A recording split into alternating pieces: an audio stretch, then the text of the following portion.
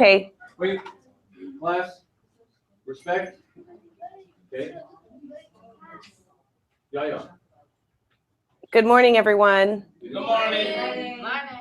Well, I'm just going to start off. I'll give you a general overview of what's happening in Olympia. We're somewhat just shortly past the midpoint of session. So if you recall, does anybody remember how many days this session is? 7. It's 105 days. It's a long session. And it's a long session because this is the year that the legislature develops their biennial budget. So their budget for 2017 to 2019. You might ask, we're already in 2017. Why don't they have their budget figured out? It's because their budget starts on July 1st that's their fiscal year. So where most of us are traditionally accustomed to beginning our year in January, the legislature and their budgets begin on July 1st. So what they will be developing is not only policy, like the bills that you guys were following related to changing laws, but they also decide how they're going to spend the tax revenue that they collect or that they plan on collecting over the next 2 years. And that's a really difficult, challenging exercise to do because in our state, not only do they have to balance their budget for the 2 years, so basically if they collect $30 billion, then they allocate $30 billion worth of services. What they have to do is actually estimate over 4 years how much money they're going to collect and decide how the money will be spent over 4 years. But they're only obligated to that 2-year time frame, that 2017-19. But it's a way that they attempt to be responsible about their dollars and know where the tax revenue is going. But it makes it for a very difficult exercise. Could any of you imagine deciding how to spend money for the next 4 years? Yeah, not really. I can. I think it would be pretty challenging because what we want and what we think is important changes over time. But so where we're at right now is last week was a cutoff. So the last time we connected, I was encouraging you to contact the members on the Rules Committee and encourage them to quote unquote pull 1122 out of the Rules Committee so it could be considered on the floor for a full debate of the 98 members of the House of Representatives. They did not pull the bill. So essentially the bill is deemed dead for the session. The bill can still be considered again next year when we have a short session. They don't have to, they can always introduce new legislation, but they can also consider legislation that was introduced this year. So the life of this bill is not quite over because they can always come back to it next year. But as far as it advancing this session, that's not going to happen. There are still, but the Alliance for Gun Responsibility, the group that came to you and talked to you about a variety of bills, and you took interest in 2 of them, they had a third bill, which was 1501. And I encourage you all to take a look because that bill did move out of the House of Representatives and is now in the Senate. And what that bill does is, so when people are not allowed to be purchasing guns, they're prohibited from doing so.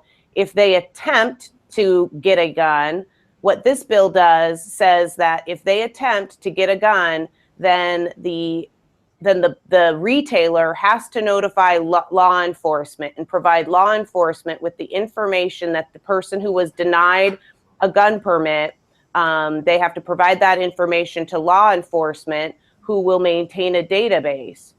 Can anybody guess why that would be important? So nobody would become. What would that potentially prevent? Criminals from obtaining guns. Prevent us from obtaining guns.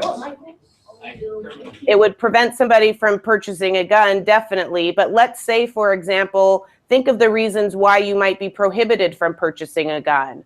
So if you're a man or a female who's been arrested for domestic violence, so you have accosted your partner, you may be under order to not purchase a gun because of your violent behavior.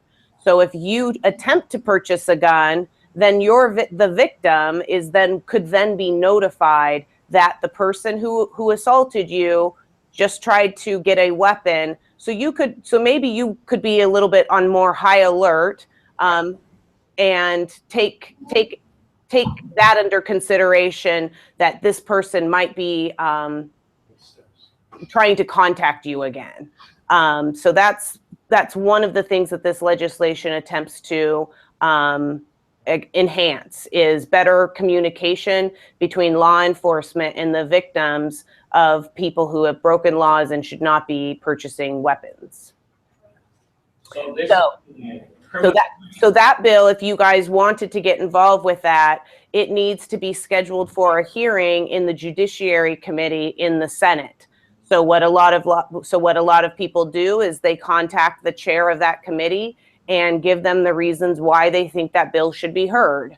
And then that the chair decides whether or not they're going to hold a hearing on the bill. And if they do, then you get to come down and testify. But if the chair is not in agreement with the bill, they could very well choose not to hold a hearing as well. So in the scheme of priorities that the Alliance for Gun Responsibility had, they still do have a bill that is advancing, and that is the one, House Bill 1501. Okay. So moving on, next week, the shift in the tone, or the tone shifts here in the legislature, because the budgets, today there will be what's called a revenue forecast. These really smart people who look at the markets, the international markets and the national markets, they figure out and estimate how much revenue our state is going to collect in the upcoming year. And this information helps the budget writers in the legislature to figure out how to write that big budget that I was talking about earlier. So that revenue forecast will be released today, and it'll tell us you're going to be 10 billion, maybe $1 billion short money, or maybe it'll say you'll have $1 billion extra money. We don't know, but they'll come out and they'll give us that information today. And then next week, we will see the very first budget proposal from the Senate. The chambers take turns releasing their budgets, and this year it is the Senate that will release theirs first, and then the House will follow with their budget proposal most likely the following week. When this happens, the shift in the legislature turns, and attention is really devoted to the budgets, and a little less so on the policy bills. Even though they're still moving through the process, myself as a lobbyist, many of my clients care a lot about the budget as well, not just the policy. So the next few weeks, there will be a lot of press and a lot of attention based on the priorities that are going to be paid for, or at least proposed to be paid for, by the Senate versus the House. Once those two budgets come out, the budget writers then all get together and they try to reconcile the differences between their budgets. Can you guess why the budgets might be different in the Senate versus the House? Senate versus House. Which one's the Senate? Why would the budgets be different? Because one's Democrat and one's Republican. Very good. And do they have the same priorities? No. No. Correct. So can you take a guess of what type of budget the Senate, who is under the control of the Republicans, what do you think that budget's going to look like? Very high. What do you mean by high?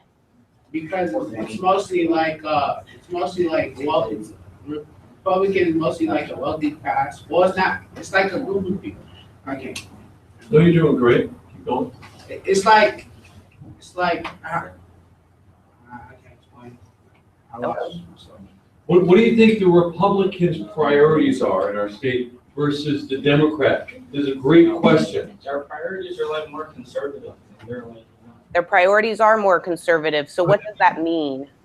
like they're more focused on like giving money to like the military and like other things that are like less important. And like the Democrats, they need like they're trying to put money towards like things that will actually like benefit us. Yes, you're very close. So the Senate is controlled by the Republicans, and they are very conservative. And so at the our state doesn't have a military, so that's not their focus. That's a national focus. But a conservative principle is one that is very conservative with their money. So they are not going to increase revenue. And by increasing revenue, I mean taxes. They want to reduce taxes. They want to reduce the amount of money that is being spent in the government because they'd rather save it. And so their priorities are on reducing taxes, reducing regulations. So those are the laws that cost businesses money. But they also have they will also have a similar priority that Democrats have, and that is funding education and funding mental health. And so they've got to figure out how to fund education and fund mental health while also not increasing any more spending than what they already do. So what do you think then happens if they need to spend money on more things, but they don't want to increase revenue? What do you think happens? Taking out of education out of programs. They cut programs and services, exactly. So money that typically goes out. So if in your school, perhaps you have free and reduced lunch at your school. Yeah. They may say, we can't afford free and reduced lunch anymore. We're going to eliminate that program in order to pay for more teachers, for example, or that they want to pay for more mental health services. So they're going to choose, rather than provide free food, they're going to provide you with mental health counselors. I don't know that they're going to do that. I'm just giving a very simple example. So over on the House side, the Democratic budget is likely going to contain some tax increases because they want to maintain services. They don't want to cut free and reduced lunch because they think that that's an important program. And then they also want to provide mental health professionals in your school. So they're going to try and figure out a way to collect additional money so they can pay for those additional services. So we just spent the last week learning about Obamacare, the movie Michael Moore's Sicko, and a couple of our students mentioned, and I heard on the radio today that they predict possibly that roughly 700,000 Washingtonians may lose health coverage if something happens. And one of our students mentioned how their family was just notified they have to pay for braces or health care is going up. So it's really affecting our students. And I noticed that we're talking about the budget, right? So is this part of the conversation that you're hearing about? I know these are all just proposals and predictions, but could you address healthcare since we've been talking about that? So healthcare. So Washington State took advantage of what's called the Medicaid waiver that Obamacare, that the Affordable Care Act offered to states. So that allowed Washington State to provide more insurance to more families in need in our state. It's a giant wild card in the sense of the budget here in our state, and it's something that they will have to address. But because we don't know what the Affordable Care Act will be replaced with, they aren't really attempting to address it in the budget, at least at a high level. I'm sure in the background they are coming up with what I'll call contingency plans, but our state will definitely have an issue because prior to Obamacare, our state did do a pretty good job of providing health care in our state, and we replaced it under the structure of the Affordable Care Act. So there is something that we can go back to, but it has always relied upon federal funding in order to pay for these services. So if they are to repeal this, we will definitely see a loss of people being covered by medical insurance, and it'll probably take some time for the state to figure out how to backfill that. How come our state's poor? A little louder.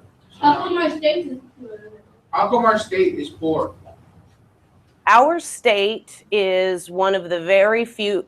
Our tax structure in Washington state is very different than how it is in other states. We rank in the bottom percentage nationally as far as how the tax revenue we collect versus population.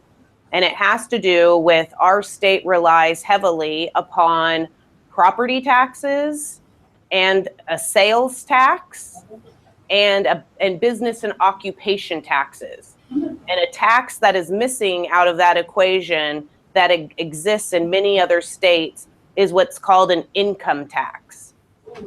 And to debate that in our state is very, very controversial because in general, Democrats think that an income tax is a fair way to tax citizens. So if you make more money, you pay a higher percentage of tax. If you don't make a lot of money, you pay a lesser portion of your taxes. But that is in contrast to how the Republicans view the income tax. They think that the way our tax system works, they would see an income tax as being very burdensome to the citizens of our state because they don't believe that the sales tax and our property tax and business and occupation taxes would be reduced simultaneously. The plans that have been proposed in the past would do that. They would say we'll collect an income tax and reduce what we call our progressive taxes. So we're basically collecting money off of purchases that people make, and it's just a very volatile way to collect revenue because it's unpredictable. And then go further into the weeds, our property tax is limited. It is capped, so there is only so much money that can be collected off of property. So our state, the laws that we have, we've just really handicapped ourselves. So I wouldn't say that our state is necessarily poor. We just have a very an incomplete tax structure that makes paying for things challenging. We don't have, your parents don't pay income tax. We have sales tax, property tax. You buy something, right? But you don't pay. If you go to Oregon, they have to buy, right? There is no tax. They have income tax, but not sales tax. Which means that everything they buy doesn't have tax. So if you ever go to another state, so our sales tax is almost 10%. So that means for every dollar that you spend, you're paying 10 cents of sales tax. So if you spend $100, $10 goes to taxes. That's how you pay us. If you go to another state, so for example, if you were to travel to Oregon, they don't even have a sales tax. You pay $1,100 if you buy something. So they add it on? If you buy something and it costs $100, you only pay $100 because in Oregon they have an income tax. In other states, they maybe have an income tax and a sales tax, but their sales tax is maybe at 1% or 2%. So the difference, it's very interesting when you go to other states to ask those questions of how does your government pay for yourself? Because you'll quickly discover how, I guess, popular and sustainable an income tax is. And or other types of taxes. Another one that's going to be debated here, because the income tax is so controversial, what's going to be discussed is what's called a capital gains tax. And that's something that for the wealthy, for when you have property and or possessions that you hold on to, and they accumulate money over time. So like your stocks, you pay a tax on the income that you make off of those stocks, those investments. That will also be controversial, but that's another way that some states collect money, is through a capital gains tax as well. Why is Indiana taxes so low? Say it real quick. Why is Indiana taxes so low? Why are the other taxes so low Yeah, somewhat like that. in other states? Yes. It's because they have a more diverse tax structure. So they don't need to collect as much of a sales tax because they have other revenue sources. So it could be that the capital gains tax that I mentioned, or an income tax. So that's why their sales tax is lower, or they don't have one at all, is they have figured, that state has figured out a different way to collect revenue. All right, round of applause.